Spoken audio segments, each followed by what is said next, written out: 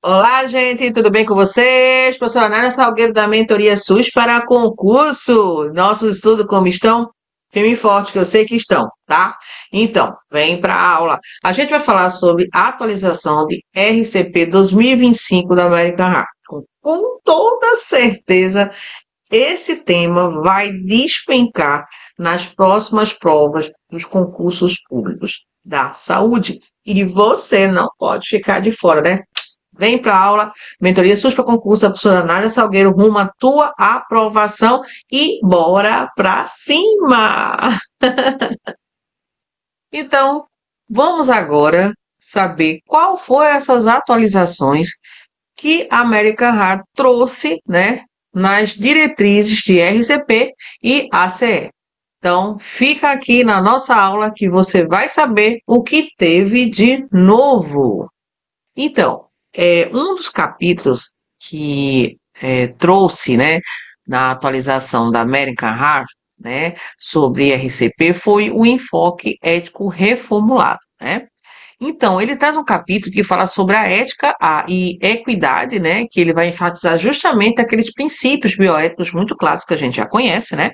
Que é a beneficência, que é agir no melhor interesse do paciente, que é a não maleficência, né? Que é evitar danos necessários, a autonomia, que é respeitar decisões e as preferências do paciente, a justiça, né? Que promove acesso equitativo aos cuidados. Então, esses princípios agora são aplicados diretamente às decisões de iniciar, continuar ou interromper a RCP. Então, considerando o contexto clínico, né, os valores do paciente, os recursos disponíveis. Então, tem toda uma avaliação, tá? Para você seguir, né? Decidir, né, com relação ao destino, né, do paciente quando se fala em RCP. Mas não podemos esquecer, tá, com relação à ética e à equidade. Isso foi muito interessante, que veio, né, nessa atualização, tá, da América Heart falar sobre questões bioéticas e questão da equidade. E uma dica de banca, né, que é o princípio da autonomia, que é o mais explorado em decisões sobre reanimação. E com certeza deve refletir a vontade do paciente. Então, criamos que nos próximos concursos, com toda certeza, essa questão, né, de RCP, a atualização 2025, vai despencar, né? Então, você não vai ficar para trás, né? Aqui em Mentoria SUS para Concurso, da professora Nádia Salgueiro, vai estar com você para você gabaritar a sua prova, tá bom?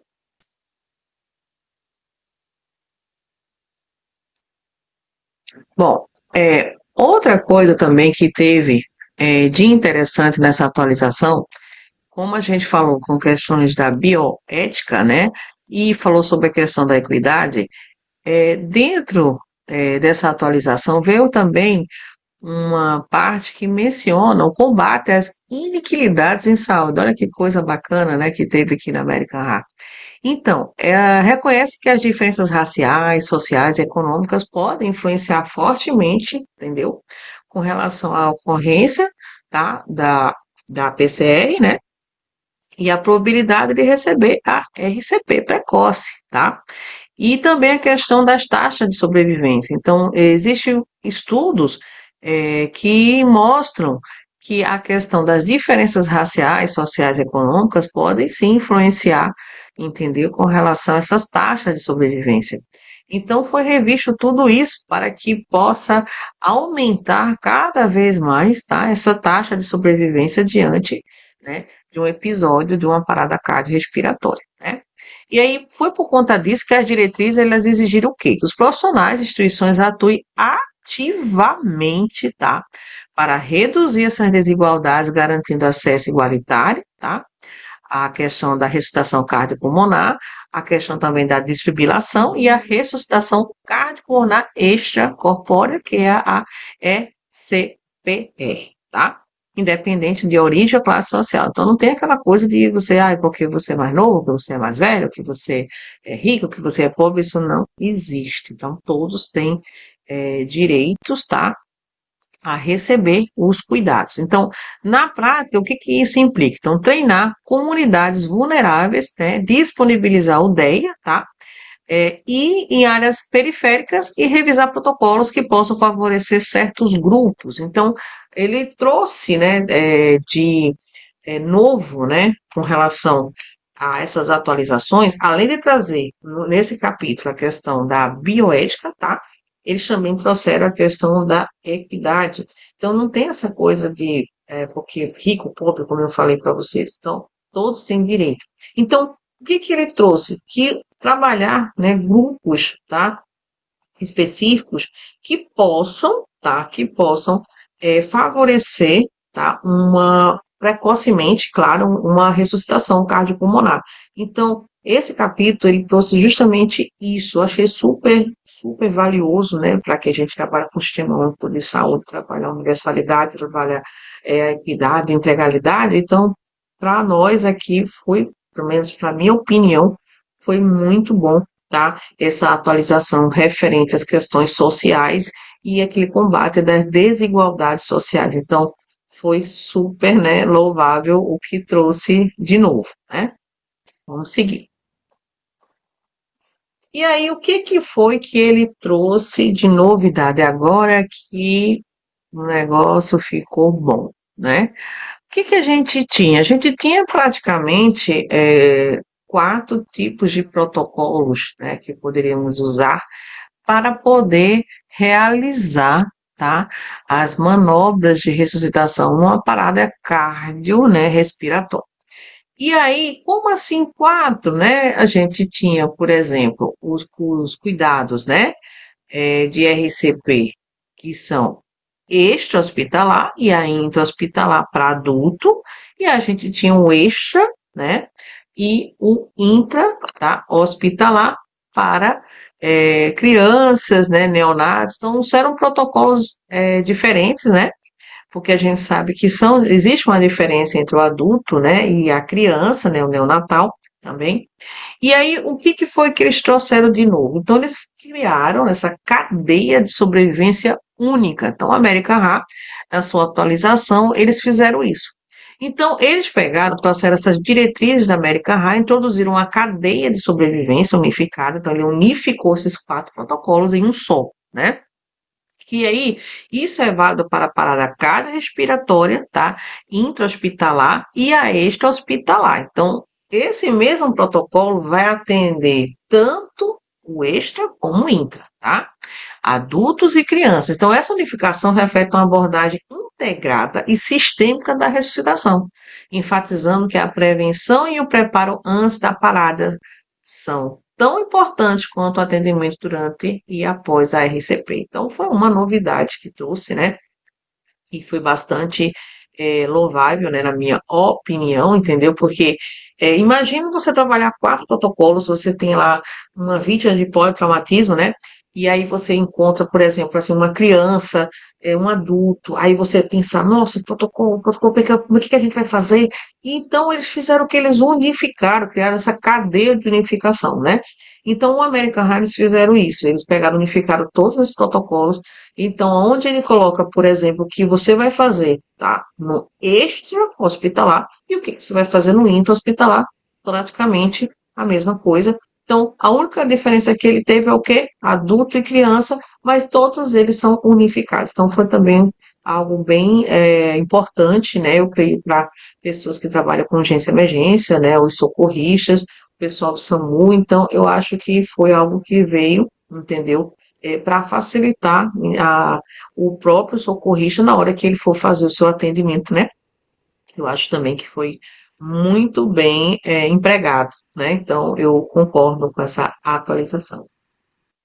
Vamos continuar aqui, né? E aí, o que ele trouxe, né, com relação a essa cadeia única de sobrevivência? Então, a American Heart agora propõe um único modelo, tá, de cadeia de sobrevivência que é aplicável a todos os cenários, tanto hospitalar e pré-hospitalar, entendeu? Essa cadeia abrange a prevenção, a recuperação, incluindo prevenção e preparação, reconhecimento e ativação da emergência, RCP e desfibrilações precoces, suporte avançado e cuidado pós-PCR, tá? E reabilitação e sobrevivência. Então, o que que ele trouxe de novo? Então, o foco é interligar cada elo.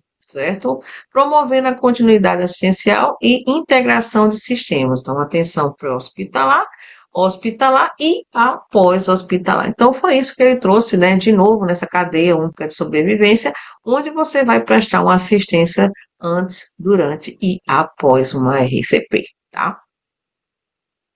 Aqui é a nossa cadeia de sobrevivência unificada, tá? O que está no nosso manual, tá? De atualização da American Heart 2025, tá? Então ele coloca algo super interessante, né? Que você, antes de começar as manobras de RCP, você precisa primeiro reconhecimento e ativação de emergência. O que quer dizer isso? Você precisa comunicar, né? Ou seja, ligar para a central 192, tá? Para poder chamar uma SAVE, né? Então, por quê? Não adianta você começar uma manobra de ressuscitação se você não fizer esse reconhecimento e ativar a emergência. Porque vai chegar um momento que você não vai suportar, entendeu? Fazer as manobras de ressuscitação e vai acabar não fazendo com eficiência essa manobra, colaborando até para a morte do paciente. Por quê? Porque você teve a fadiga, né? Você está sozinho, ou então, se você tiver com outra pessoa, dois socorristas, um socorrista comunica, né? Liga para 192 para emergência, enquanto o outro começa as manobras. Depois que ele fizer, né, o reconhecimento e vai ativar a emergência, aí ele faz, né, a manobra junto com o outro socorrista, tendo aquele revezamento, tá? Com o mínimo possível, entendeu? De intervalo na hora da troca do socorrista, tá? Isso é muito importante, tá? Então, quando você pensa nessa cadeia de sobrevivência unificada adulto, qual seria a primeira coisa que você deve fazer? Reconhecimento e ativação da emergência, ou seja, ligar para a emergência. Por exemplo, 192, a regulação, né? Que aí ele vai acionar o SAVE que vai até o local para prestar os cuidados, né, imediatos no caso de uma RCP. E aí você vai começar a RCP de alta qualidade. Então, saber corretamente como é que vai ser essas compressões, continua do mesmo jeito de 2020 com relação como você deve colocar suas mãos, né, na no tórax do paciente, né, precisamente, né, no apêndice tifoide um pouco abaixo, você vai fazer essas compressões, você vai fazer essas compressões com o seu braço ficar muito bem esticado, ter aquela posição, entendeu? Qualquer dúvida, né, vai lá na aula da professora Nádia Salgueiro da Mentoria SUS para Concurso, que está lá no canal do YouTube, essa aula, né, como você deve fazer essa RCP, né, de alta qualidade, tá? Lembrando que onde tem número vai ter questão, essas compressões, elas seguem, né, um quantitativo, então é aquela coisa do 30, né, para 2. O que significa 30 para 2? 30 compressões, duas ventilações, tá? Então, sempre deixar isso memorizado. Lembrando que essas compressões, ela tem uma profundidade, né, que chega de 4 a 6, né, centímetros. Não pode esquecer isso. Em criança é abaixo de 5. Então, são números que você não deve esquecer, tá? E aí temos a questão da desfibrilação, se for o caso, né? Lembrando para vocês que vocês vão colocar o DEA, vai colocar as espátulas no local, né, que é recomendado e vai esperar o comando. Se por acaso aquele paciente tiver na RCP, ele tiver uma fibrilação, né, ou um ataque cardíaco ventricular, uma fibrilação ventricular, você sabe que são esses dois ritmos que o paciente precisa ter choque, né? Então, o desfibrilador ele vai dizer, né? Se caso ele reconhecer que esse ritmo cardíaco é uma FV ou uma TV, ele vai com certeza dizer que é necessário, né, fazer a eletrocardioversão, ou seja, choque, tá? E aí depois você tem a questão da ressuscitação avançada, né? Que é onde você vai ministrar medicamentos. Você sabe que a medicação epinefrina é o que a gente usa, né? A escolha para poder reverter, né, o quadro de RCP, tá? Depois que o paciente saiu, né? Lembrando que agora ele exige que o paciente não chegue a 95, mas sim pelo menos a 100% de saturação para garantir que esse paciente ele realmente conseguiu sair daquele quadro de RCP, né? E aí nós temos os cuidados, né? O pós-RCP, que não é só porque que ele voltou que está tudo bem. Não, ele precisa ter esses cuidados pós-RCP para não ter o mesmo episódio, né? E aí tem, por último, a recuperação e a sobrevivência diante desse episódio. Então, nós temos aqui essas atualizações que é importante você, socorrista, saber, tá? Bom, aqui eu trouxe para vocês essa cadeia de sobrevivência unificada chamada do algoritmo da PCR para adulto, tá? Isso tá lá no manual, tá? De atualização da American Heart. E aí observe como é que ele tem aqui a questão para iniciar uma RCP, né? Super interessante vocês ficarem atentos com esse algoritmo, tá? É como se fosse praticamente um resumo, né? E aí você vai iniciar a RCP, tá? Digamos que você vai fornecer oxigênio, coloque um monitor, né, um desfibrilador, né? Você vai fazer essa parte de monitorar, né, o paciente, né? E aí o desfibrilador, no caso, o DEA, ele vai dizer, é ritmo chocável? Ele vai, né? Ele vai te dizer se sim ou se não, né? Aí, nesse caso, se for sim, que no caso desse sim, então quais são as duas situações que o DEA vai dizer que esse ritmo é chocável? Gente, só tem essas duas situações, memoriza isso, que pode estar lá na tua prova, tá? Perguntando qual é o ritmo chocável, entendeu? Numa RCP, tá bom? Então, não pode esquecer que é uma FV e uma TV, tá? Então, a gente sabe muito bem que a fibrilação ventricular e a taquicardia ventricular são ritmos chocáveis. Então, nesse caso, o paciente leva choque, tá? Quando o paciente leva choque, o que acontece? Vai uma manobra de RCP durante 2 minutos. Lembrando que, enquanto isso, tem que ter alguém que esteja pegando o acesso venoso, tá? Então, é necessário porque vai entrar, né, com a medicação, tá? Então, lembrando que as manobras de ressuscitação, ou seja, as manobras que vai se fazer, ele tem aquela função do coração, que está bombeando o sangue que não está chegando, né, nos órgãos importantes. Então, é como se tivesse o fluxo parado, né? E aí, quando você percebe, vai novamente, né, vai perguntar o ritmo chocável, aí ele vai dizer não. Então, se caso for não ou sim, ele vai seguir esse algoritmo também. Tá? Se for não, então, se não houver sinais de retorno de circulação espontânea, né? Então, vai para o 10 ou 11. Se houver uma RCE, vá para cuidados pós. Então, uma RCE é como se tivesse uma ressuscitação, né? No caso, retorno, né?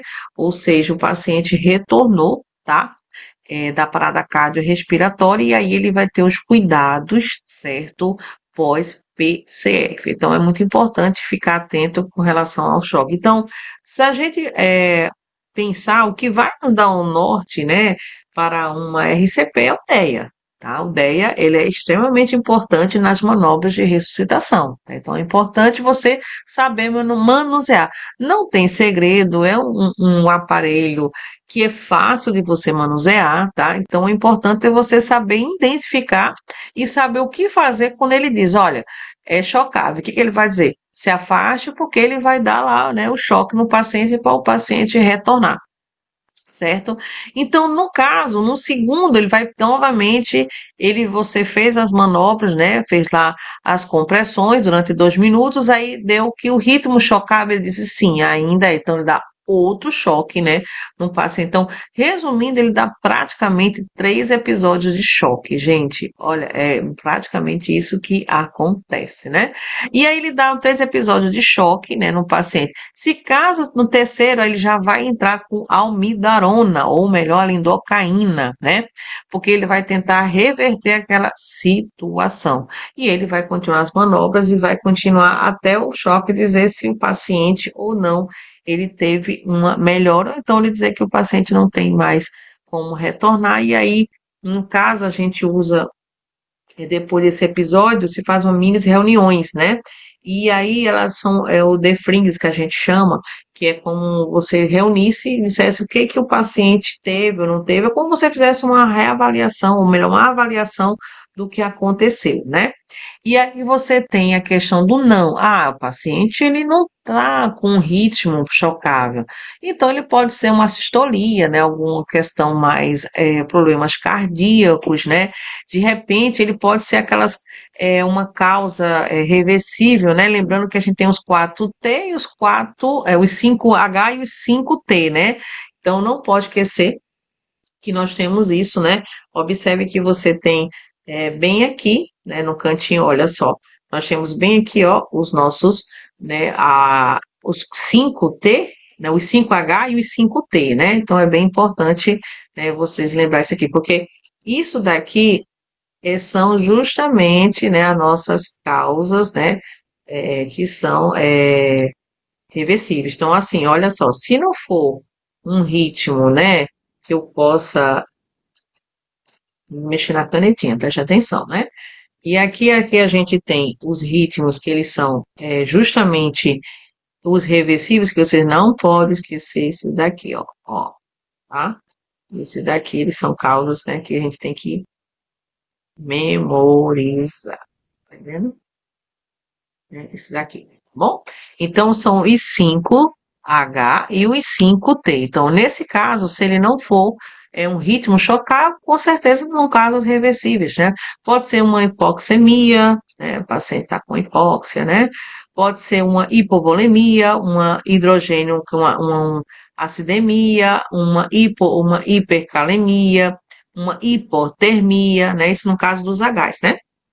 Aqui também ele pode apresentar, tá, a questão da tensão, né, do tórax, por exemplo, um pneumotórax, né, dependendo, né, da situação. Então, olha, memoriza, gente, esses aqui que é bem importante, tá?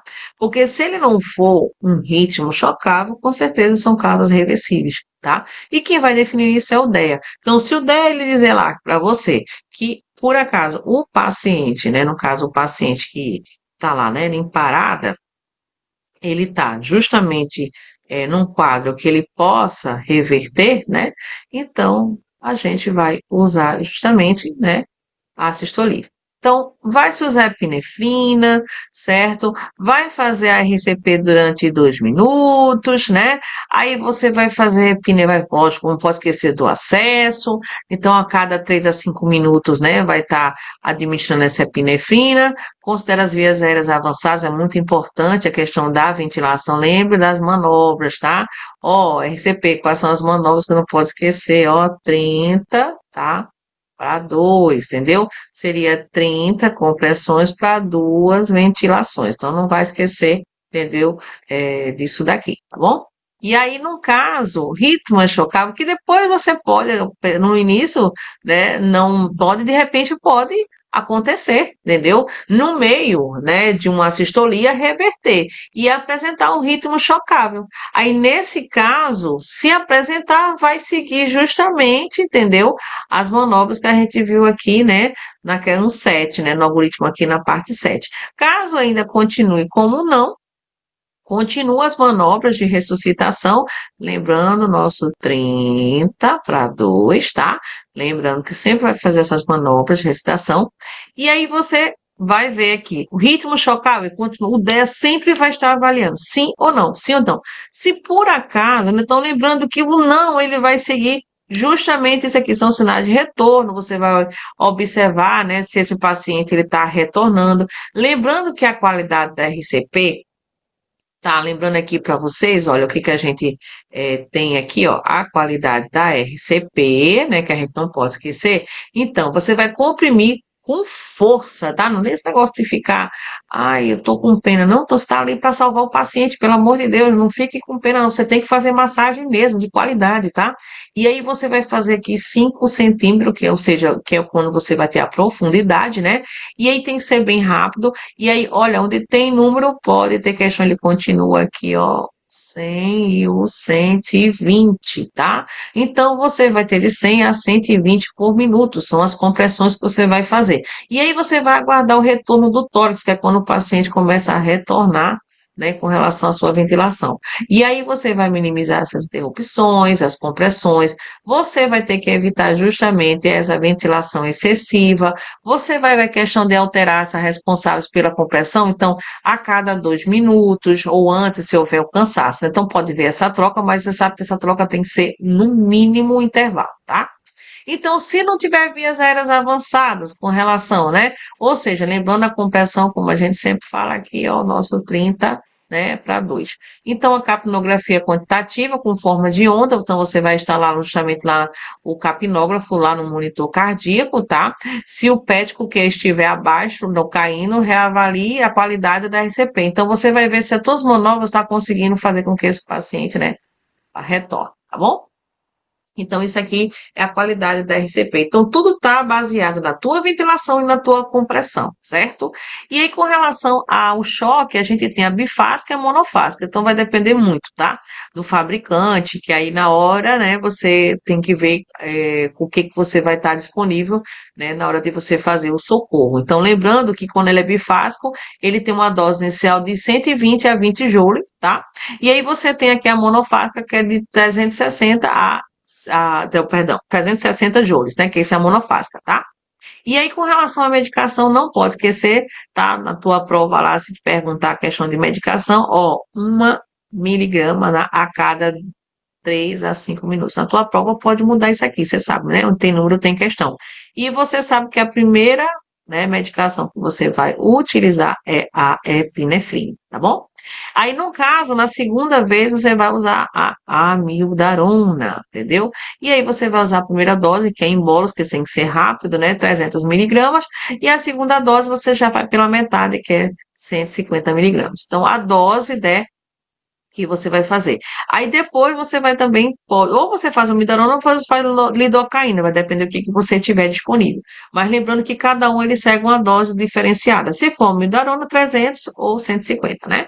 Isso na segunda dose. Se for, por exemplo, a lidocaína, então na primeira dose você vai estar de 1 ou a 1,5 miligramas por quilo. Ai, como é que eu vou pesar o paciente? Gente, a gente tem uma estimativa, né? Claro. Entendeu? E aqui segue também com a relação à segunda dose, se for necessário. Então, resumindo, gente, o que define muito essas manobras de ressuscitação é justamente o DEA, né? O DEA vai dizer o ritmo cardíaco, tá? E com relação às vias aéreas, então, a intubação endotraqueal ou via aérea extraglótica, tá? Avançada, é muito importante, né? No caso, estabelecer essa via, tá? A capnografia de forma de onda, onde a capnografia pode confirmar e monitorar a posição também do tubo, né, para ver se esse paciente está recebendo a oxigenação correta, né. Quando houver uma via aérea avançada, administra, né, ou seja, uma ventilação a cada 6 segundos. Olha, isso aqui é muito importante memorizar, tá, gente? Olha só. Então, lembrando que vocês é importante memorizar, porque isso pode estar na tua prova, tá? Ó, uma ventilação a cada 6 segundos, tá bom? Então, 10 ventilações por minuto com compressões torácicas contínuas, entendeu? Então, assim, não pode parar. Então, perceberam que aqui na American Heart, eles trouxeram na cadeia de sobrevivência a qualidade da RCP. Né, gente? Então, assim, é uma forma para vocês entenderem, né, como é que vai ser como é que deve seguir agora, né, com essas manobras de ressuscitação, tá? Bom, aqui a gente tem outro algoritmo de emergência associado aos opioides. O que quer dizer isso aqui, né? Como a American Heart, Estados Unidos, né? O que acontece lá? Nos Estados Unidos existe um problema muito sério de saúde pública, né? A gente pensa que é só o Brasil, mas lá também tem, né? Então, as pessoas, elas têm usuário de drogas, muito usuário de drogas. E aí, o que eles pensaram? Muita gente fazia o quê? Doses, fazia overdoses e acabava tendo uma RCP, chamava emergência, e aí revertia o paciente, o caso dos opioides, né? Aí, quando era no outro dia, estava ele no vício de novo, fazendo a mesma coisa, né? Então, se criou-se, né, esse algoritmo com relação, tá, aos opioides. Então, em que momento fazer? Então, existe um critério, tá? Não é uma coisa assim que vai fazer toda vez, toda hora. E o que aconteceu aqui no Brasil? Nós acabamos adotando essa atualização, né? Ou seja, já estamos adotando essa atualização da American Heart. Por quê? Porque também temos situações de pessoas que podem ter uma parada cardiorrespiratória por uso, né, de drogas, por uso de medicação que são à base de opioides, e aí a gente tem que usar uma medicação que é o Naxalona, que é utilizado, tá, para pacientes que têm parada cardiorrespiratória devido aos opioides, né? Então foi isso que veio de novo, tá, com relação à cadeia de sobrevivência da América A, também muito interessante, né, essa atualização. Então, aqui nesse algoritmo aqui, tá? Esse algoritmo, ele traz a questão, tá? Por exemplo, se você tiver um paciente com uma suspeita, né, de intoxicação por opioide, né, então ele segue aqui, observe que aqui ele coloca como se fosse, né, o número um, né, que é a primeira coisa que você vai fazer. Se você achar que esse paciente está com uma suspeita, né, de intoxicação por opioide, você vai verificar se a vítima responde, né, se vai responder ou não. Então, chame por ajuda por alguém mais próximo, aciona o sistema médico de emergência e busca a Naxalona e um DEA disponível, porque justamente a Naxalona, que é a medicação que vai ser utilizada, né, e o DEA para saber a questão do ritmo cardíaco, né? Aí, se a pessoa está respirando normalmente, sim ou não. Se ou então tem essa avaliação, você vai avaliar. Lá nos Estados Unidos, eles usam a questão essa avaliação, se está respirando, é o tal do no, no e go, né? O que quer dizer isso aqui? É como se não acordado, não consciente, né? E não pulso, go. Aí o que esse go significa? RCP. Então, é assim que eles usam, no go, né? Então, para poder eles avaliarem justamente quando ele vai começar uma RCP, né?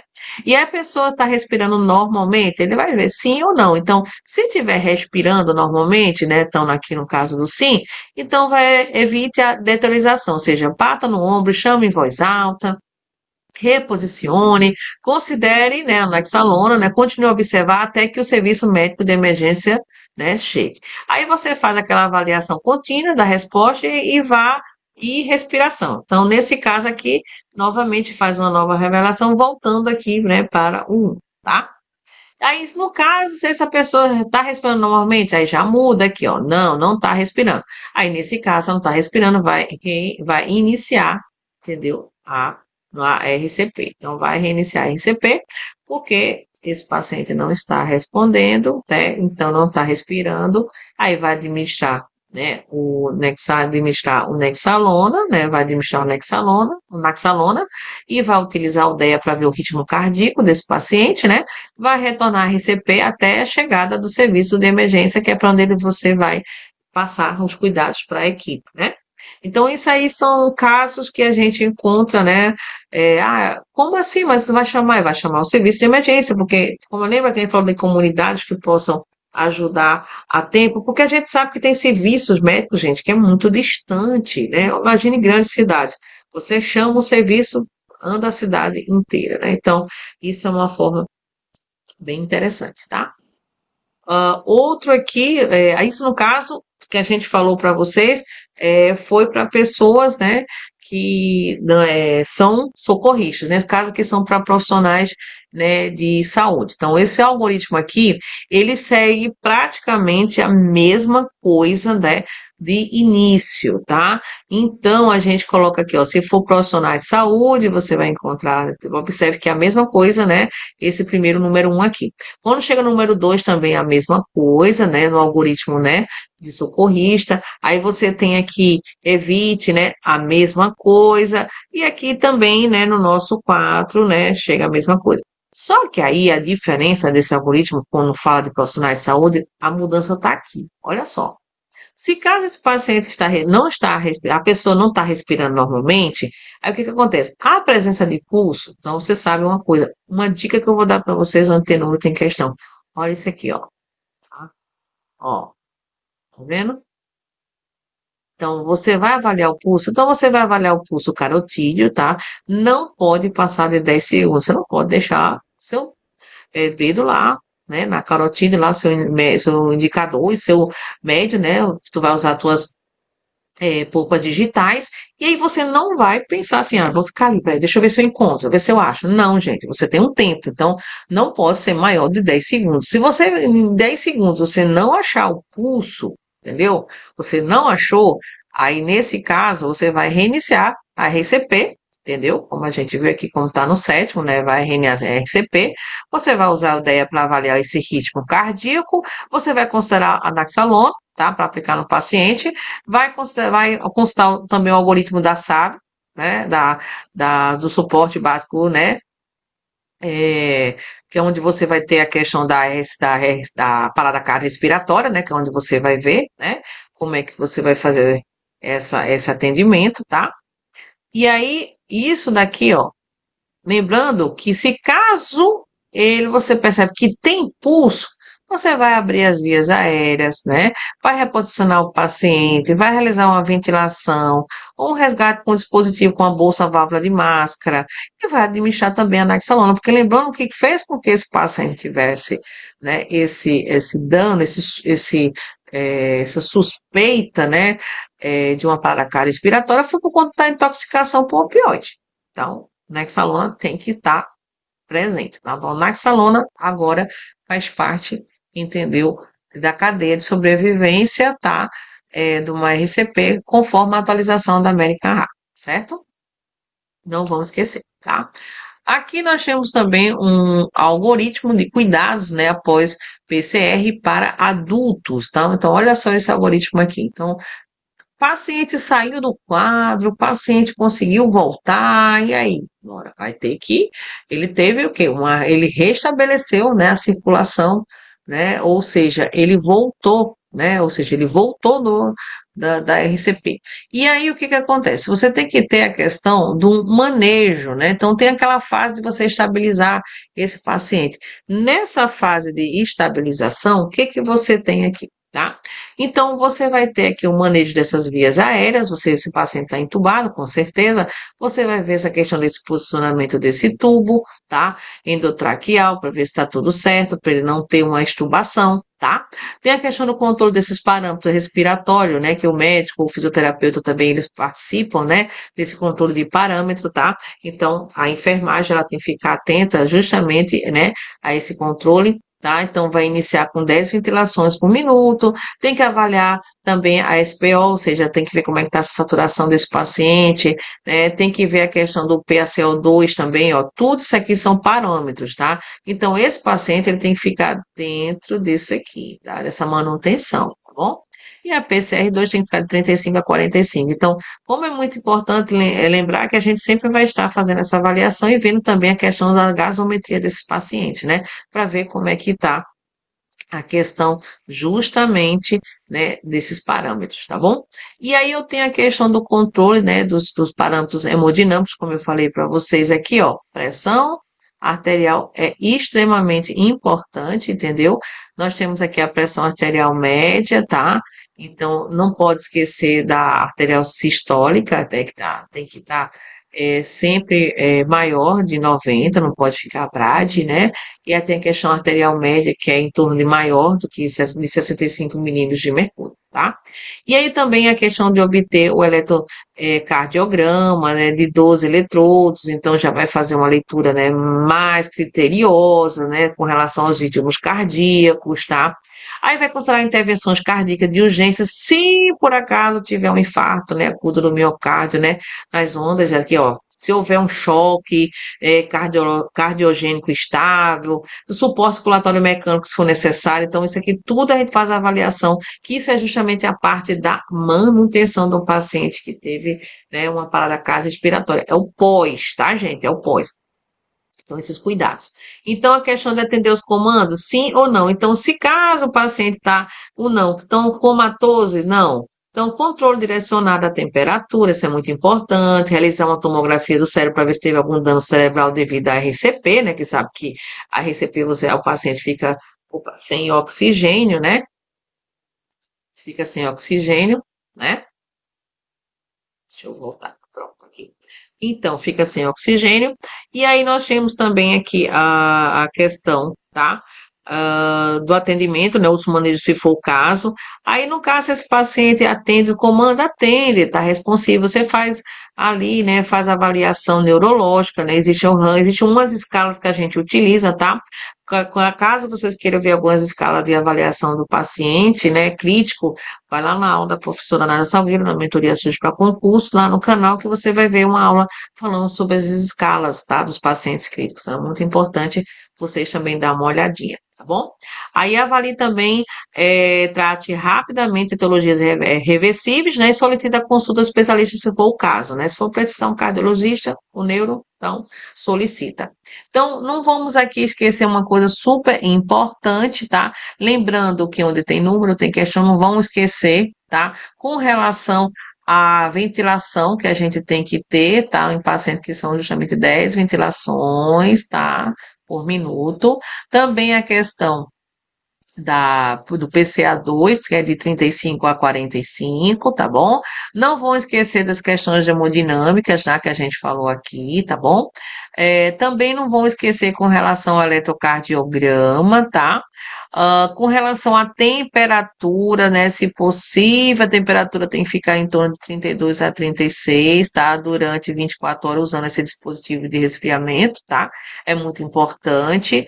E a gente faz aquela monitoração, né? Vai ver a questão da temperatura, vai a questão dos sinais vitais, faz aquele monitoramento, vai fazer o eletro, tá? Encefalograma, como eu falei, para ver se não teve nenhum dano, entendeu? A questão da ventilação mecânica protetora para os pulmões. E não podemos esquecer isso aqui, tá, gente? Olha só, é muito importante você lembrar, tá? Que é justamente os Hs e os Ts. Então, são 5 H e são 5 T. Então, lembrando para vocês que são 5 H e são 5 T, tá bom? Não vão esquecer, tá? Disso aí, certo? E aí, na gravidez, gente, a gente não pode esquecer da grávida, né, gente? Olha só, na grávida, interessante. O que que acontece na grávida? A grávida, existe a questão do manejo da via aérea, deve ser priorizada durante a gestação de uma PCR, durante a gravidez. Então, o manejo, que é mais a prioridade que a gente dá, é as vias aéreas, ou seja, ventilar essa gestante, tá? Então, é muito necessário ventilar ela. A ressuscitação materna, por exemplo, o monitoramento do feto deve ser ignorado durante o PCR da gravidez. Isso mesmo, gente. A gente vai priorizar a mãe, tá? Então, não é prioridade a gente avaliar, entendeu? Os batimentos, né, cardiofetais, não é prioridade. A prioridade é a mãe, tá bom? Então, a questão do controle direcionado da temperatura também é muito importante. As mulheres grávidas, elas permanecerem em coma, por exemplo, depois da gestação de uma PCR. E o feto, ele seja continuamente monitorado em relação à bradicardia, como possíveis complicações, né? E uma consulta com a equipe de obstetrícia, né, com a equipe neonatal, deve ser realizada. Então, o que que a gente olha aqui? Que a prioridade é a mãe, tá? Então, a gente não vai monitorar o BCF, ou seja, porque isso pode tirar a tua atenção. Então, minha prioridade é retornar essa gestante, ela retornar, né? Então, eu vou priorizar a via aérea, eu vou priorizar a ventilação, a oxigenação, né, mais particularmente importantes no caso da gravidez, né? Devido a esse aumento do metabolismo materno, existe uma redução da capacidade da reserva funcional, né, devido ao útero gravídico. Então, existe um risco muito grande de lesão cerebral, né, no feto, devido à hipoxemia. Pode acontecer, né? Uma gestante tem uma parada cardiorrespiratória, falta oxigênio tanto para ela, para os órgãos dela e também para o feto, né? Então, a avaliação do coração do feto não é útil durante uma PCR materna. Ela pode ser uma distração dos elementos de excitação necessários. Então, assim, o que que a gente faz uma pequena observação com relação à RCP numa gestante? A prioridade é a mulher. Então, a prioridade será a gestante, tá? Então, o feto, ele vai ver depois que essa gestante estiver estabilizada, depois que a gente conseguir retirar ela daquele quadro de parada cardiorrespiratória. Então, eu não posso cuidar da mãe e do bebê, né, do feto. Não, não pode. Você tem que priorizar a mãe.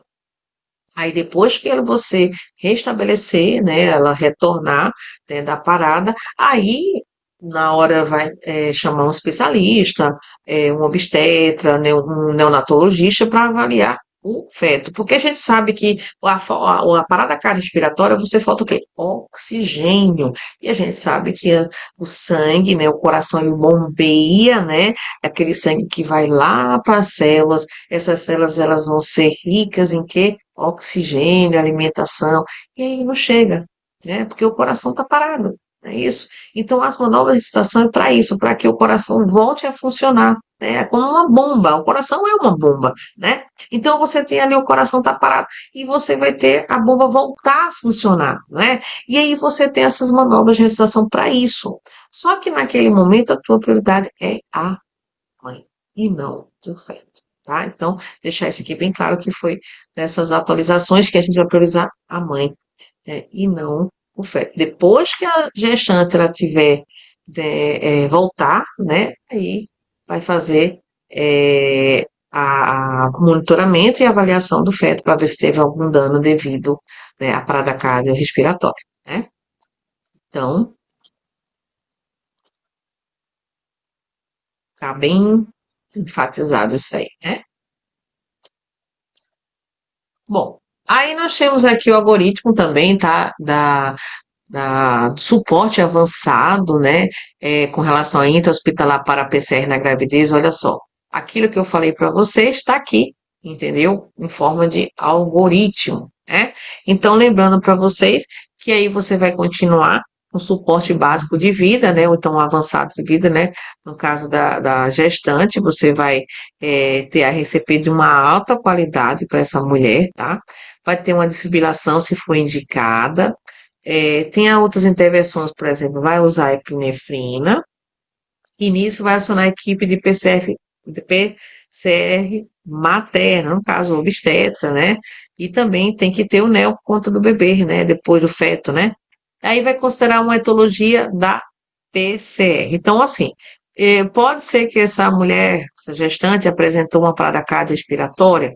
Então, execute intervenções maternas. O que ele diz aqui? Execute o manejo de vias aéreas para administrar oxigênio 100%, evite ventilação em excesso. Tá? Você vai ter que obter um excesso, com certeza, um acesso venoso, né? Bem calibroso, tá, gente? Né? Acima do diafragma, se o paciente estiver recebendo magnésio, né? Porque esse paciente ele pode apresentar uma parada, né, devido a uma eclâmpsia, por exemplo, né? Então aí você vai, no caso, pare e administre cloreto de cálcio ou gluconato, né, se for o caso, digamos que esse paciente esteja, né? Porque isso aí o paciente já está lá no hospital. O que a gente viu ali foi o pré, né?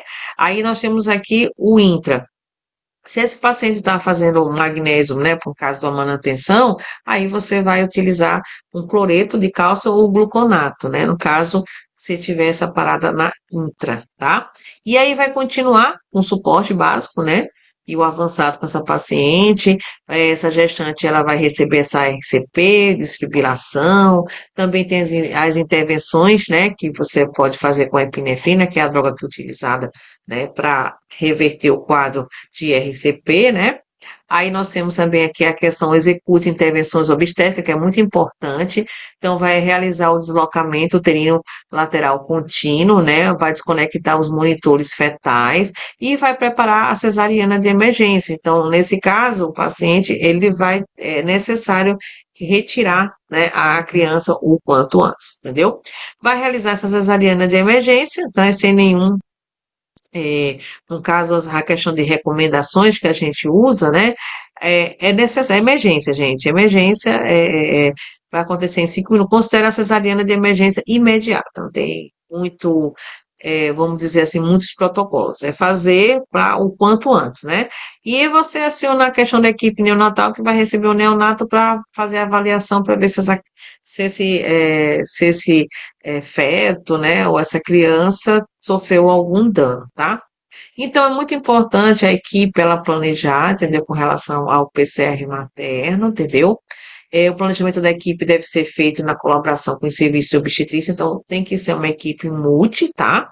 A prioridade para mulheres grávidas em PCR deve incluir a administração de RCP, né, e alta qualidade, gente. O alívio de compressão ortocaval com deslocamento uterino lateral, entendeu? O objetivo da cesariana de emergência é melhorar os resultados para a mãe e para o feto, né? Então, Idealmente, realize a cesariana de emergência em 5 minutos, dependendo do recurso, dos conjuntos de habilidades do profissional. Ou seja, o quanto antes tem que retirar esta criança, tá bom? Aí na gravidez a via aérea é difícil, né? Muito comum escolha profissional mais experiente, entendeu?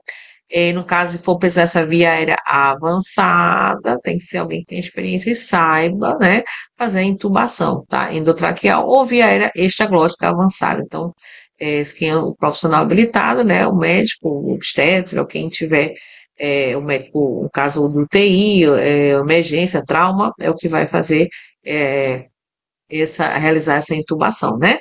Então, vai realizar a capnografia de forma onde a onda, a captometria, né, para confirmar e monitorar o posicionamento desse tubo. Então, ele vai avaliar se está tudo bem, se a paciente está recebendo oxigênio, né? Isso tudo o monitor ele avisa, tá, gente? Quando houver essa via aérea avançada, então você vai administrar o quê? Observe que você tem uma ventilação a cada 6 segundos. Então, são 10 ventilações por minuto, com compressões torácicas contínuas, tá? E aí, qual é o possível? Aí eu lembrar o que, ó. Olha, memorize isso aqui, tá? Concurseiro, tá vendo aqui, ó?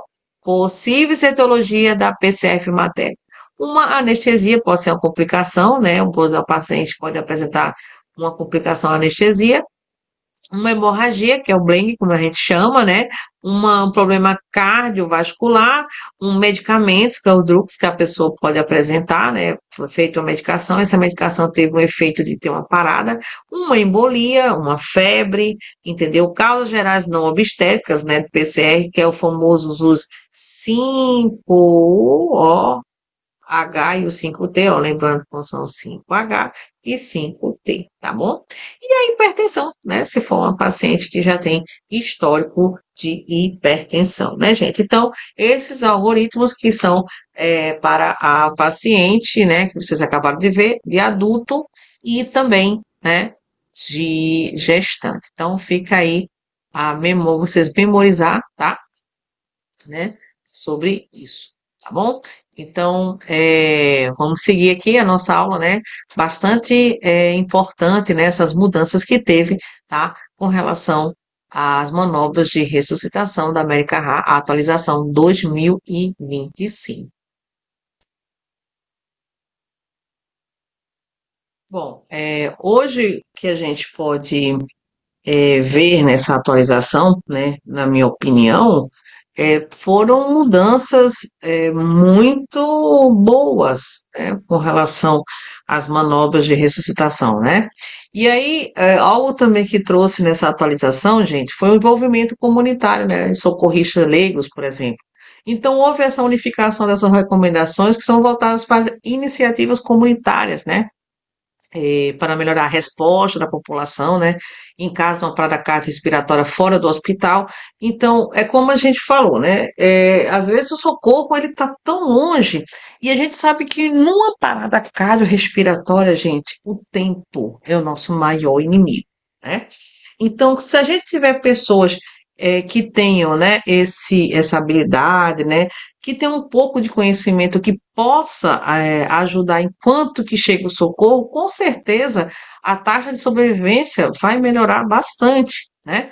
Vai crescer essa taxa de sobrevivência, que é isso que a American Heart trouxe, né, nessa atualização, tá?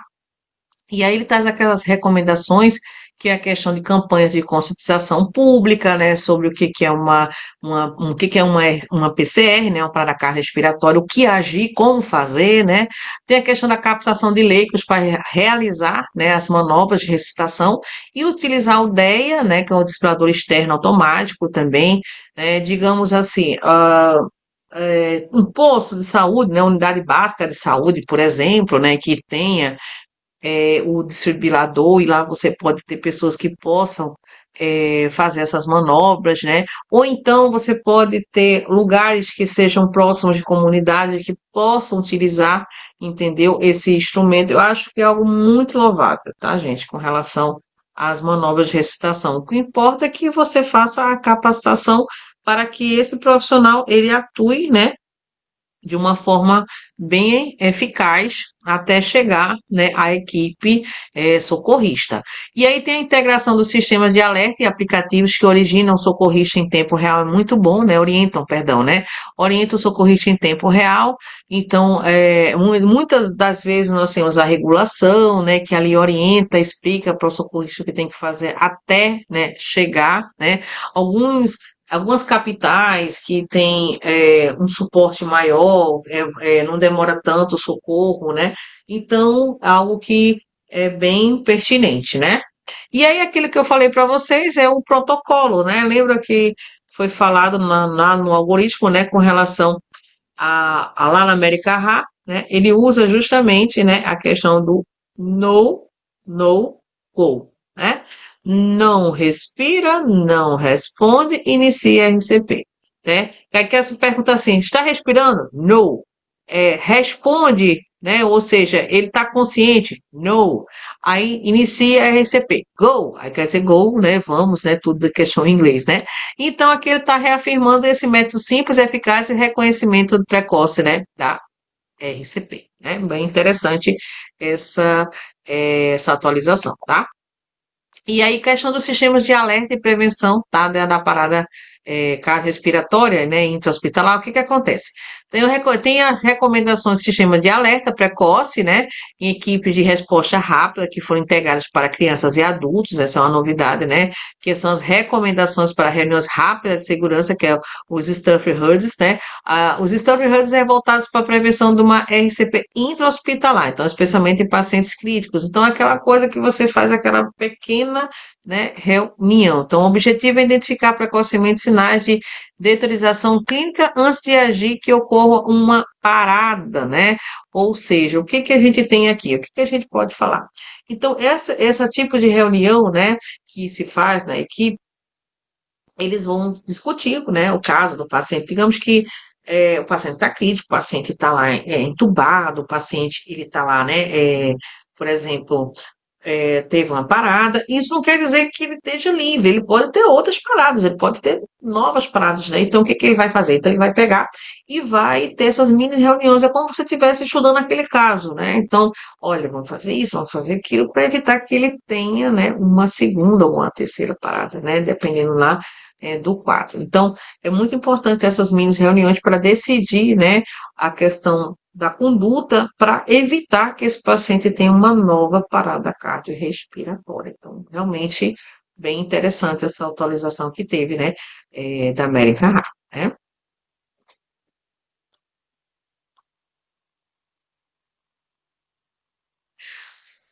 Bom, com relação, né, a outra, seguindo, né, aqui, acesso público à anaxalona. Então, achei interessante também, porque como a gente já falou que a anaxalona ele é um antagonista do opioide, né?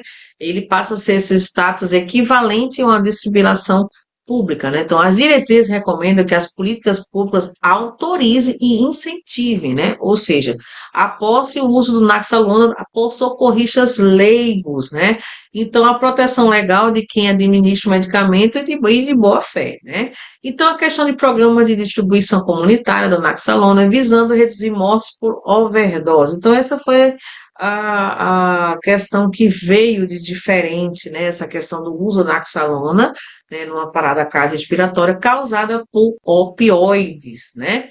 E a justificativa é o seguinte, porque estudos associam a ampla disponibilidade de Naxalona à redução da mortalidade por opioides, ou seja, digamos que lá você tem um paciente que teve uma parada cardiorrespiratória devido ao opioide, aí você não tem a medicação que vai ser antagonista, ou seja, que vai fazer reverter aquele quadro. E aí o paciente acaba indo a óbito. Então, por isso que a American Heart, ele trouxe, né, que esse uso ele seja permitido, tá? Operador de centrais de emergência, então não há uma instrução distinta, né? Agora, perdão, agora há uma instrução distinta para adultos e crianças, ou seja, você definir adulto, RCP, então, apenas com as mãos, criança, RCP convencional, com pressões e ventilação, né? Então, o operador deve reconhecer rapidamente, né, uma parada cardiorrespiratória e instruir o socorrista em tempo real, usando aquele protocolo que a gente viu que é o no-go, né? Então, faz aquela avaliação e aí ele vai começar as manobras de ressuscitação. Então, essa diferenciação vai melhorar o tempo de resposta e a qualidade da RCP feita por leigos, né? Então, assim, vai estar lá a central, o operador falando para a pessoa, olha, verifica se esse paciente está respirando. Aí o socorrista vai dizer, não, verifica se ele está acordado, está consciente, né? O caso você chama ele, você tem que bater, né, no ombro dele, ele não responde. Aí um gol, quer dizer, vamos que vai começar as manobras. Aí você vai instruir, né? Então, os operadores das centrais, da regulação, ele vai instruir aquela pessoa leiga, né, que vai ser o socorrista naquele momento, até chegar, né, o suporte avançado para atender esse paciente, tá? O debriefing, que é o clínico, o que que acontece? Então, o debriefing seria justamente o que o American Heart trouxe, o debriefing que reforça a importância, né, do debriefing, que é após o evento, né, do RCP, né? Então, ou seja, o paciente teve uma RCP, né, conseguiu estabilizar, então agora ele se divide o seguinte, tem o debriefing que é imediato, que é o quente, que é logo após o evento, né, com a equipe envolvida, e tem o debriefing tardio, né, o debriefing tardio, que é o frio, né, ou seja, em momento posterior, com análise detalhada de desempenho. Então, você faz uma avaliação, entendeu? O objetivo é melhorar continuamente o desempenho e reduzir o desgaste emocional da equipe, né, gente? Então, esse é bem importante porque você faz esse tipo de avaliação, tá? Então, esse momento que você vai ter com a equipe é muito importante, porque justamente você vai avaliar, entendeu? O socorrista, né? A equipe está ali. Então, o debriefing é justamente essas mini reuniões que você vai fazer após esse evento, entendeu? Ou seja, o socorrista trouxe, né, de volta o paciente saiu de uma parada cardiorrespiratória, né? E aí vai ter aquelas reuniões bem estruturadas, entendeu? Vai realizar, por exemplo, analisar as decisões, né, que vai tomar, entendeu? E tem que ser uma coisa muito eficaz, tá? Então, tudo isso vai melhorar, né, a questão de eventos, né, que possa acontecer, entendeu? Vai ver a questão de protocolo e mais ainda, gente, é a questão emocional, tá? É muito importante, porque é muito desgastante. Quem já participou de uma manobra, né, de ressuscitação, nossa, é algo que é bem desgastante, tá? Bom, composição das equipes de ressuscitação. Então, as novas recomendações sobre a formação e dimensionamento de equipes, tá? Então, a American Heart trouxe, né, uma forma de recomendação, tá? A intra-hospitalar vai incluir profissionais com treinamentos, né, em suporte avançado de vida, né, o SAV, e o extra-hospitalar, que é garantir equipe com tamanho, a função bem definida. Então, vamos ter como é que vai ser a equipe, né, intra e extrapulmonar, perdão, extra-hospitalar, né, que as pessoas que estejam na frente, ou seja, os profissionais, eles tenham um bom treinamento, tá? Porque a gente sabe que se uma equipe ela não estiver bem treinada, ela pode pôr em risco, tá, a vida do paciente. Entendeu? Então, o treinamento com simulação deve ser a parte de preparo contínuo, né? Então, o objetivo é padronizar funções e liderança, reduzindo erros e melhorando resultados, entendeu? Então, isso aí é algo que é bem importante, tá? Com relação às equipes. Transporte, né? Então, questão do transporte, né? Então, com relação ao retorno, né, desse paciente, entendeu? Nós temos aqui a questão da ressuscitação, né, da extracorpórea, entendeu? Então, a Americana reconhece que não há consenso sobre o melhor momento de transporte durante a ressuscitação. Então, recomenda-se priorizar a RCP no local. Então, focando em alcançar o retorno da circulação extracorpórea, né, ou antes, né, do transporte. Então, é aquela coisa assim, o paciente parou, vamos levar ele parado lá para o intra, né, hospitalar e fazer as manobras lá, eu estou no caminho. Não, a gente tem que estabilizar esse paciente o quanto antes lá no local mesmo, essa é a recomendação, tá? Então, o transporte com RCP em andamento deve ser reservado em situações específicas, entendeu, gente? Muito específica, tá? Então, não é algo que seja de prática, né? Aí você vai introduzir também o conceito, né, de regionalização nos centros de RCPR, né? Garantindo o uso racional de recursos e acesso equitativo. Aquilo que a gente falou, né, no início, com relação à nossa bioética e com relação à equidade, acesso equitativo, né? Então, com relação ao sistema de recuperação pós-ressuscitação, as instituições devem estruturar sistemas de cuidado, né, no pós-PCR, com foco na reabilitação física, cognitiva e emocional dos sobreviventes, envolve equipes multidisciplinares, enfermagem, fisioterapia, psicologia, nutrição, reabilitação cardíaca, e o objetivo é melhorar a qualidade de vida e reduzir complicações pós, né, parada, entendeu? Isso é muito importante também com relação às manobras de ressuscitação, né, e a questão que a América já trouxe aqui nessa atualização, tá? Bom, aqui tem um resumo para a gente ver, né, com relação à cadeia única, tá? Olha só, tema, cadeia única, né? Isso aqui é um resumo bem interessante para vocês seguirem, tá? Novidade, entendeu? Vocês sabem aqui, aplique-se em adulto e crianças, tá? Essa cadeia única. A palavra-chave para lembrar, prevenção e preparo. A nexalona, incluída no acesso público, que é o salvamento em overdose. Os operadores, que eles têm que saber o questão do no-no-go, tá? É a palavra-chave que vocês têm que lembrar. O debriefing, que é justamente o quente e frio, que é o aprendizado e apoio.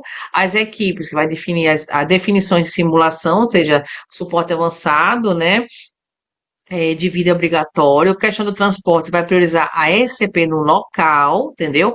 E evitar o deslocamento precoce e a reabilitação, a reabilitação. Então, novo elo, né, no pós-PCR, então a continuidade do cuidado. Isso foi muito, muito, muito importante, gente. Ou seja, não parou só ali, voltou o paciente e pronto. Não, vamos restabelecer esse paciente, vamos cuidar desse paciente tanto no pós e vamos continuar monitorando ele. Então, foi as mudanças que teve com relação à RCP, né, do América Rápido, foi bem interessante. Aqui um breve resumo, né, que a gente traz aqui para vocês, mas ainda não tem mais, não acabou não, ainda temos a questão, entendeu, de ver o que mudou, né, com relação ao RCP na criança, né, em crianças, né, e neonato, tá? Então, fica aí que nós vamos ainda continuar com a nossa aula, entendeu? Bora para cima, mentoria SUS para concurso da professora Nádia Salgueiro.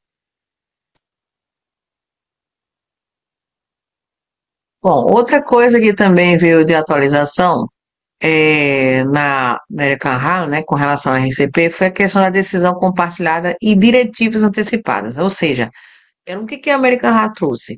Ela trouxe a importância da decisão compartilhada entre equipe, paciente e família, né? O que vai fazer diante daquela situação de uma parada cardiorrespiratória. Então, reforça o uso de diretivas antecipadas à vontade, né? Que é o DAVS, nas quais o paciente declara se deseja ou não medidas de ressuscitação em casos críticos, né? Então, quando o paciente não possui o DAVS, a decisão deve considerar o seguinte: o melhor interesse clínico, prognóstico e o proporcionalidade entre benefício e risco, né? Exemplo, se o paciente terminal com prognóstico reservado, a RCP pode ser considerada não benéfica, devendo ser eticamente, né, omitida, né, gente? Então, assim, o que que quer dizer isso aqui? Por exemplo, pacientes que estão críticos, vamos pensar pacientes oncológicos, por exemplo, né? Pacientes, eles já estão, vamos dizer, fora da possibilidade terapêutica, e aí ele decide, a família assim decide, se eu tiver uma parada, eu não quero, né, que faça a manobra, eu não quero voltar, eu estou sofrendo, né, daquele grau de sofrimento. Então, decide e não fazer as manobras de ressuscitação. Então, se o paciente parar, parou, né? Então, é a questão daquele risco-benefício. Vai trazer o paciente, ele não tem um prognóstico muito bom, é um paciente fora de possibilidade terapêutica, e aí vai agravar mais ainda o sofrimento dele. Então, é questão bem de humanização também, né?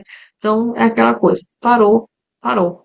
Então, nesse caso, não se faz, né, as manobras de ressuscitação. Então, foi isso que a América Heart trouxe, enfatizando mais ainda, que algumas instituições até usam protocolos, né, específicos, mas ele trouxe isso bem para amarrar. Então, para mim foi também muito, muito interessante trazer, né, essa questão da decisão em pacientes terminais. Então, bem crítico, né, vai redar chama pacientes críticos, né? Então, foi muito bom, tá? Então, fica aí só a atualização, muito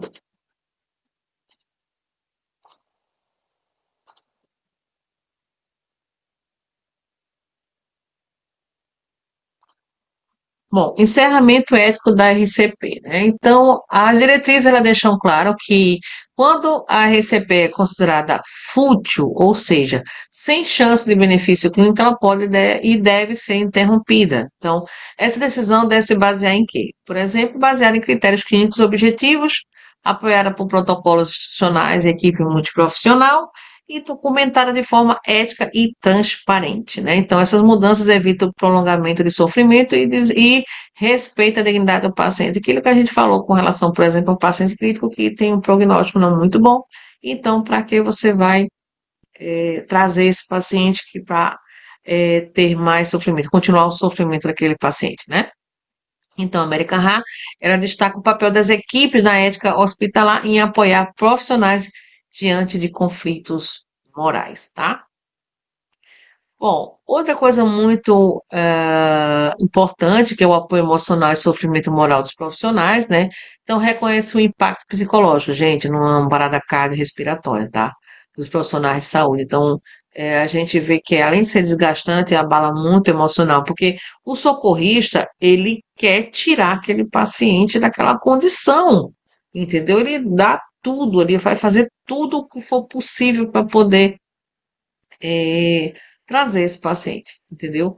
Então, assim, as novas recomendações incluem o seguinte, o debriefing, que é estruturados, né, após os eventos críticos, o suporte psicológico e emocional, né, aos envolvidos, programas de prevenção do sofrimento, né, moral. Então, isso é que trouxe, né, o debriefing estruturado, suporte psicológico e os programas de prevenção do sofrimento moral, que é para os profissionais, né, que além de ter um desgaste físico, também tem um desgaste emocional diante de uma parada cardiorrespiratória. Ética, né, na ressuscitação, né, extracorpórea, né? Então, olha só, gente, a American Heart também aborda a questão muito ética, tá? Então, quando você tem um RCP extracorpóreo, então o uso deve ser bem criterioso e justo. Então, só em locais com infraestrutura adequada, uma equipe treinada. Então, não se deve substituir medidas básicas de RCP de alta qualidade. Então, a decisão de iniciar ou suspender, né, uma ressuscitação, no caso, uma abordagem, né, extracorpórea deve respeitar o seguinte: a prognose realista do paciente, a disponibilidade de recursos e os valores éticos e institucionais. Então, ele traz muito essa questão, né, da ressuscitação extracorpórea dos pacientes, né, que estão em atendimento, né? Então, ela também aborda essa questão da ética. Então, vocês perceberam que na atualização eles realmente enfatizaram muitas mudanças significativas, tá? A transição ética para a doação de órgãos também é muito interessante, tá? Então, ela também trouxe, dentro das diretrizes, reconhece o potencial da doação de órgãos, né, após parada cardiorrespiratória sem sucesso, né? Então, orienta que quando houver morte confirmada, consentimento, as equipes devem considerar a doação pós-parada cardíaca controlada, né? E seguir os protocolos éticos e legais. Então, garantir o respeito e dignidade durante todo o processo, e essa abordagem integra ciência, ética e solidariedade, ampliando a oportunidade de transplantes.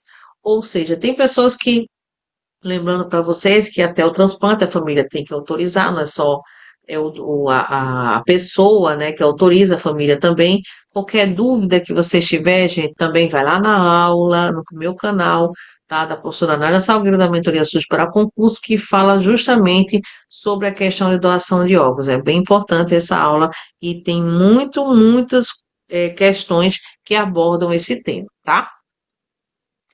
Bom, agora a gente vai falar um pouquinho sobre suporte de vida neonatal. Nós saímos do adulto e vamos para as crianças, né?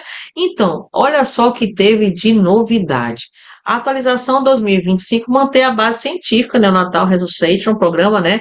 Ou seja, ele não mudou muita coisa com relação à base científica, tá? Mas ele reforçou os aspectos de prevenção, preparo da equipe e no cuidado humanizado.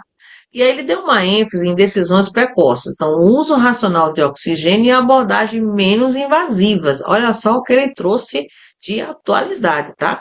E aí, com relação à preparação, à prevenção e preparação, então, o socorrista ele vai ter que fazer aquela avaliação, né?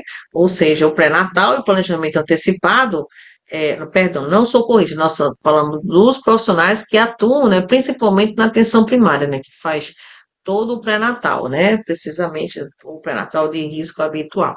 E aí lá no pré-natal se faz todo um planejamento, né, antecipado, são aqueles pilares do suporte de vida do neonatal, né?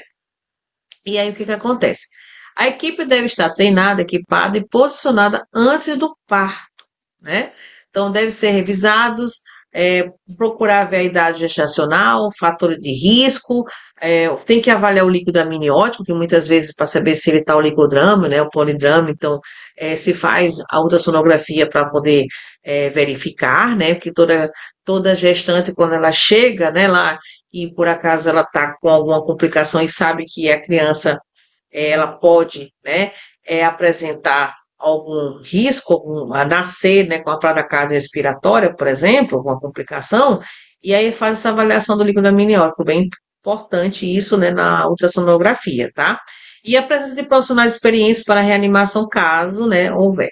Então, eu recomendo a simulação realista, periódica, para manter a prontidão. Então, é muito importante, né, fazer isso. Eu gosto muito, né, quando eu dou minhas aulas práticas, é justamente trazendo a simulação realística, para justamente o aluno ele vivenciar isso, essa prática, então fica menos, né, complicado, ou seja, menos trazer menos insegurança, né, para o aluno na hora que acontecer, né, de verdade, né, ser uma situação bem real. E aí, outra novidade que veio foi a questão do clampeamento do cordão umbilical. Então, ele traz aqui a questão do clampeamento tardio. Olha só, gente, não vão esquecer, tá? Onde houver número, você sabe que pode ter, né, a questão da questão. Olha só, 60, né, 60 segundos, né? Então, aqui é 60 segundos, tá, ó. Maior de 60. Como assim? Ou seja, campeamento tardio. Espera um pouquinho, né? Aquele que dizer, espera mais um pouco, tá? É fortemente recomendado aqui, ó, recomendado, certo? Para a maioria dos recém-nascidos vigorosos, ou seja, você espera um pouco antes de você clampear esse cordão, porque o benefício tem a questão do cordão que tem ainda melhor perfusão, é a questão da menor anemia e a menor questão da mortalidade. Né? Lembrando para vocês que quando a criança, né, um neonato, ele nasce, o acesso venoso dele é extremamente difícil. E um meio de você, por exemplo, administrar medicação é pelo cordão umbilical. Então, lembrando que nós temos a ordenha do cordão, que é a questão do leiteamento, né, como chama, é aceitável é aceitável em RN, não vigoroso, no caso ele não está vigoroso esse aqui, então com mais ou menos, né, essa criança, ou melhor, esse neonato, ele esteja praticamente com a idade gestacional de 35 semanas, entendeu? Lembrando que o não rigoroso, né, que está acima de 35 semanas, né, ele ainda é um bebê, né, com a idade gestacional que ainda não está, né, nas suas 40 semanas, que é o ideal, né, que a gente chama do RN, né, termo, né, que nós temos o atermo, o pré-termo, né, o pós-termo, né, e o termo, né, que é o atermo, que é aquele que nasce com direitinho, com as semanas gestacional, né. A situação de gestação imediata, né, o clampeamento deve ser feito o mais rápido possível. Então, assim, caso você perceba que em situação de gestação imediata, o clampeamento deve ser feito o mais rápido possível, né. Então, nesse caso aqui, quando se tem uma gestação imediata, aí se faz o clampeamento devido, né, à condição do RN, né. E aí, com relação às vias aéreas, a ventilação. Então, a ventilação inicial, você vai começar, né, fazer a ventilação 30 segundos, tá? A ventilação. Então, vai verificar a respiração, a frequência cardíaca e o tônus, né? Então, lembrando que você vai fazer isso lá na hora de estiver atendendo, né, o neonato. É a ventilação eficaz, é o passo mais importante, tá? Então, ó, ventilação eficaz é o que vai justamente, né, definir a questão da manobra de recitação do RN, tá bom? Aí você vai ter que ver a questão do FiO2, tá? Ele tem que estar 21% com relação, tem que estar o ar ambiente, que essa é a média que temos no ar ambiente, né? Isso no RN, quando ele está com igual ou acima de 35 semanas, tá? Ajustar gradualmente conforme a saturação, né? Ou seja, o O2, medida pelo oxímetro pré-ductal, então vai colocar o oxímetro no RN. Vai a questão da vídeo, tá? Existe a questão da vídeo laringoscopia aqui, tá? Que ela é bem reconhecida como uma ferramenta com aumento de sucesso na intubação, né? Em mãos bem treinadas, então vai intubar esse RN usando a videolaringoscopia, né? Também vai usar essa máscara laríngea, que é aceita como alternativa primária ou secundária, né? No caso em RNs que esteja maior, né? De 34 maior de 34 semanas, tá? E pode ser usado quando existe uma falha na ventilação com máscara facial. Então, o que a gente trouxe aqui de novidade? A questão do tardiamento desse cordão, entendeu? Essa avaliação inicial, com 30 segundos, vai ter todos os sinais vitais. É muito importante não esquecer o índice de ápica também, tá? Que a gente tem para avaliar, né, a questão da vitalidade, tá? Do neonato. Então, é todo um conjunto de avaliação que a gente tem com relação, né? A América Heart trouxe aí com relação às manobras de recitação do neonato, né? Compressões torácicas, gente, olha só, vamos memorizar. Indicada, tá? Quando você tiver uma frequência, no caso você observa que o RN, ele está com a frequência cardíaca ó, abaixo, tá? De 60 batimentos por minuto, entendeu? Então, após 30 segundos de ventilação efetiva, com oxigênio suplementar. Então, quando você está ali oxigenando o RN, né, após 30 segundos de ventilação efetiva e ver que ele, né, ele não está com a frequência muito cardíaca, né, caindo, ou então está abaixo de 60, aí tem as compressões torácicas. Como é que você vai fazer? Então, qual é a técnica correta? Você vai colocar o terço inferior do externo, né, um local que é o terço inferior do externo, evitando o apêndice xifoide, tá? Aí você tem uma profundidade, olha só, 1,3 de diâmetro torácico. Isso me dá uma média mais ou menos de 4 centímetros, né? Que seria a profundidade dessa compressão. Lembre que isso aqui é para criança, né? O neonato, tá? Lembre que adulto é de 5 a 6, tá? Essas compressões. Então, ó, existe essa diferença de número, tá certo? Então, só para lembrar para vocês. Então, nesse caso aqui, ó, né? Nesse caso aqui, né? Deixa eu tirar aqui, apagar para não confundir, tá? Então, para a criança, né, 4 centímetros. E aí, qual é a relação? Aí, agora, já pensou se tivesse na tua questão de concurso, né, em vez de ser adulto, ser criança? Qual seria a relação compressão-ventilação? Opa, de neonato? Não lê, ó, não pode esquecer, tá, gente? Não esquece isso, não, tá bom? Então, com relação à compressão do neonato, o que que eu tenho aqui? Eu tenho 3 para 1, tá certo? Ou então, 3 compressões, uma ventilação. 3 compressões, uma ventilação, tá certo? Então, existe uma taxa de praticamente de ter 90 compressões mais 30 ventilações em 120 eventos por minuto. Então, seria mais ou menos, juntando, então, seriam 120 eventos por minuto. Enquanto que no adulto já tem uma diferença de 100, né, 120, lembrando que existe uma média de compressões de 100 a 120 em um minuto, mas é por causa que ele chega também ao quê? Ele faz 30, né, para 2. Então, já no neonato é 3 para 1. Tá bom? Então, trocar sempre o compressor a cada 2 a 5 minutos para evitar a fadiga, porque se ele cansar, ele não vai conseguir comprimir corretamente e vai ter uma falha na técnica da compressão torácica, tá bom? A administração de medicamentos, né? A gente sabe, ó, qual é a medicação que a gente sempre vai utilizar numa parada cardiorrespiratória, é epinefrina, que é indicada, né, com relação à frequência cardíaca, né, e permanecer abaixo de 60 batimentos por minuto após 60 segundos de ventilação e compressão coordenadas, né? Então, essa medicação que é utilizada, né, de primeira. Aí a via sempre vai ser intravenosa, né? No caso, nesse caso aqui, se não tiver acesso, vai ser por via umbilical, tá? Aí a dose que é utilizada é 0,01, tá? Ou então 0,03 miligramas por quilo, né? Então, é diluído isso numa solução, né? No caso de 1 para 10 mil, tá? Então, se faz essa solução aqui, ó, memoriza isso aqui, que não pode ser que esteja lá na tua questão, tá? Não vai esquecer onde tem número, tem questão, tá bom? A gente teve provas, por exemplo, que falou muito essa questão de miligramas, litros, né? A solução é bom memorizar, tá bom? Via traqueal apenas se o acesso venoso não estiver disponível, né? Mas deve ser substituído assim que possível, tá? E o soro fisiológico 0,9 pode ser utilizado se houver suspeita de hipotamolemia. Então, essas aqui são as administrações de medicamentos para uma parada cardiorrespiratória do neonato, tá bom?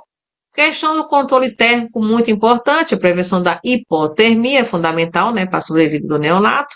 Então, o uso de touca, manta térmica, incubadora, né, filme, plástico e calor radiante também, tá? A questão da temperatura é importante, preservar essa temperatura 36,5, né? Até 37,5, tá?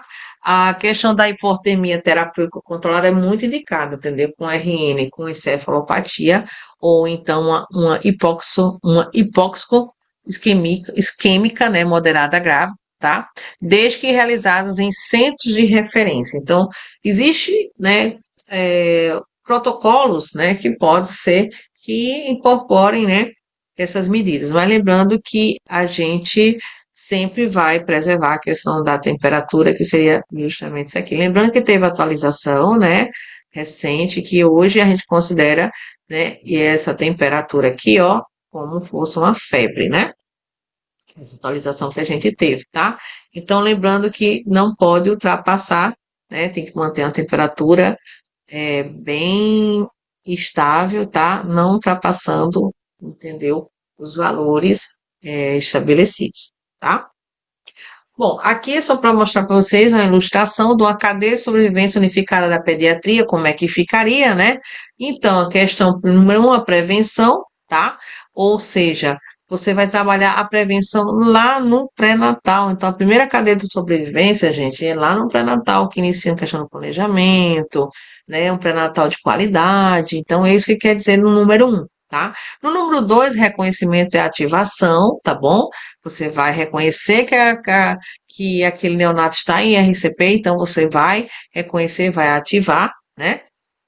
Aí você tem as etapas iniciais, entendeu? Que você vai fazer as manobras, né, de ressuscitação, né, as compressões, aí depois vem a ventilação, tem a questão da ressuscitação avançada, né, onde você entra com as medicações, né, aí depois você tem que cuidar do pós-parto, né, nesse caso aqui, cuidar, né, no caso, digamos que a gestante, a equipe já está preparada, sabendo que, digamos que na ultrassonografia avaliou que o bebê estava apresentando uma bradicardia, provavelmente quando nascesse ia apresentar uma parada respiratória, então a equipe fica lá, né, em prontidão para poder fazer as manobras de ressuscitação.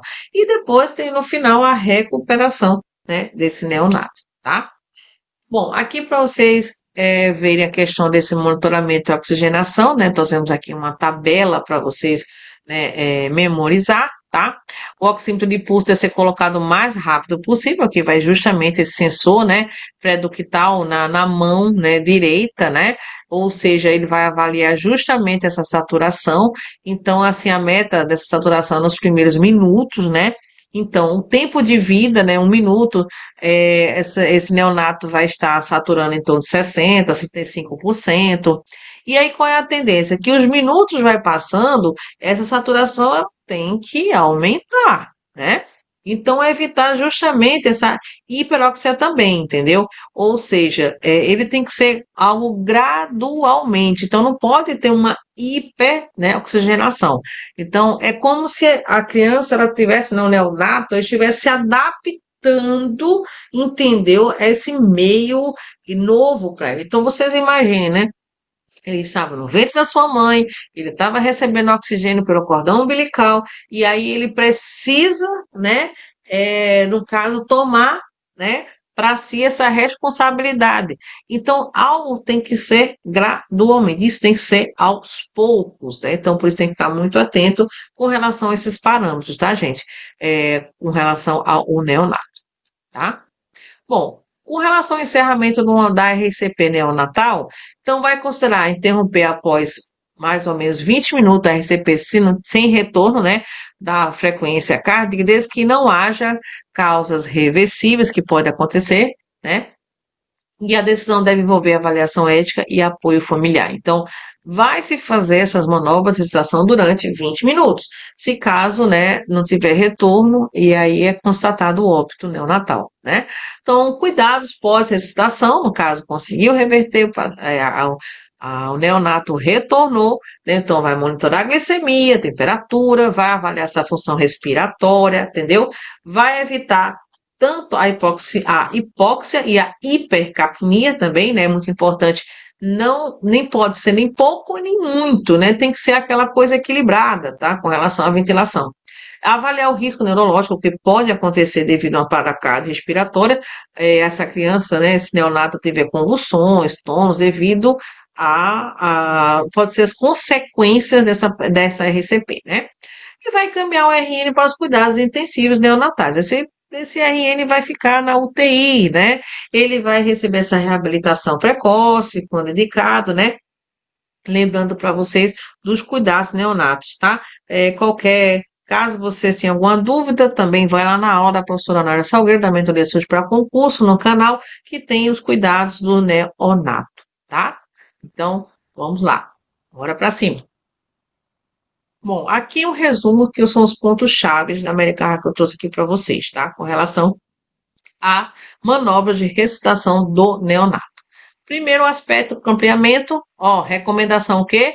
Tardio. Então, agora é padrão, tá? Porque mudou, que agora é a recomendação padrão.